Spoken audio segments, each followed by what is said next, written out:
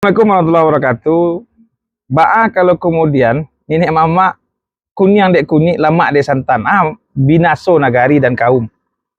Seorang nenek mama ndak boleh kunyang dek kunyit lama dek santan. Apa maksudnya? Tergoda dengan harta, tergoda dengan sesuatu.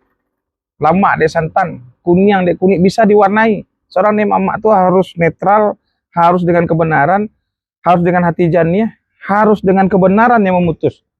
Tidak boleh hanya berpihak. Tidak boleh dipengaruhi karena sesuatu. Dan Ambo banyak kemudian menemukan dalam praktek persidangan sebagai pengacara di kantor hukum Sahati adalah ada kemudian yang seorang pengulu atau nenek mama yang sebenarnya tahu kebenaran. Tapi kemudian ketika kita mintanya bersaksinya ke channel aja, sagarnya itu keponakan, itu anak pisang, itu bako, itu iko, itu anak kawan, tidak bisa. Seorang pengulu yang tahu kebenaran dalam Islam di KCN, sampaikanlah yang benar itu walaupun pahit. Ini harus bisa menyampaikan kebenaran.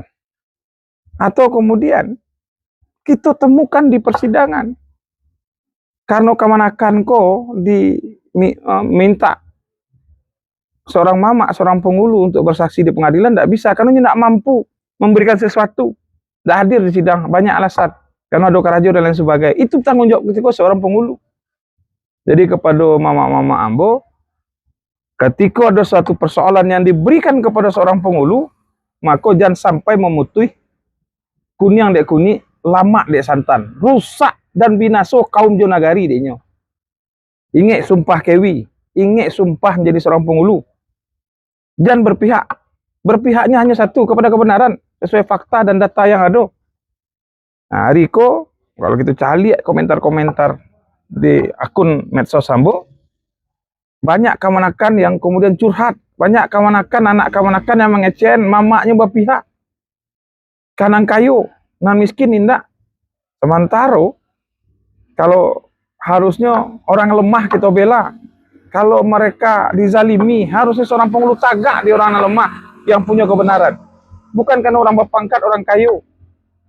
Hati-hati pengulu Ambo di Minangkabau, karena putusan itu akan diminta pertanggungjawaban oleh Allah di akhirat. Apa yang kau terputih kalau menzalimin, dan doa orang yang terzalimi itu dikabulkan oleh Allah. Hati-hati menzalimin orang karena kunyang dek kunyi, lama dek santan. Assalamualaikum warahmatullahi wabarakatuh.